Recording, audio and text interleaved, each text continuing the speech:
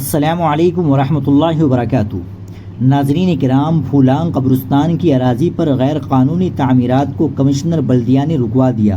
متولی اور سماجی کارکنوں کی بروقت نمائندگی کے سبب قیمتی وقف اراضی کا تحفظ۔ نظام آباد کے قدیم اور تاریخی پھولانگ قبرستان کی قیمتی وقف اراضی پر مفاد پرست عناصر کی جانب سے غیر قانونی طور پر ملکیوں کی تعمیر کا سلسلہ شروع کر دیا گیا، جسے کمشنر بلدیہ مسٹر دلیپ کمار کی بروقت مداخلت پر فی الفور رکوا دیا گیا۔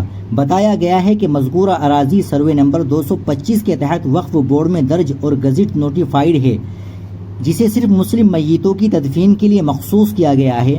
ذرائع کے مطابق گزشتہ ہفتے مذکورہ قبرستان کے اندرونی داخلی دروازے کی بائیں جانب 3 بڑی ملکیوں کی تعمیر کا آغاز کیا گیا اور اب تک پلرز کی بنیاد ڈالی گئی ہے۔ اس تعمیری عمل میں نہ تو ریاستی وقف بورڈ کی منظوری حاصل کی گئی، نہ ہی وقف انسپکٹر یا مقامی ذمہ داران کو اطلاع دی گئی، جو کہ وقف قواعد کی سراسر خلاف ورزی ہے۔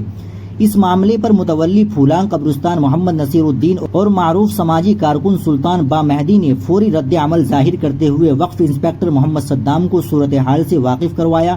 بعد ازاں دونوں نے بلدیہ کمشنر سے ملاقات کرتے ہوئے اس غیر قانونی تعمیری سرگرمی کی مکمل تفصیلات پیش کی، جس پر کمشنر بلدیہ نے فوری نوٹس لیتے ہوئے تعمیری سرگرمیوں کو رکوانے کے احکامات جاری کیے۔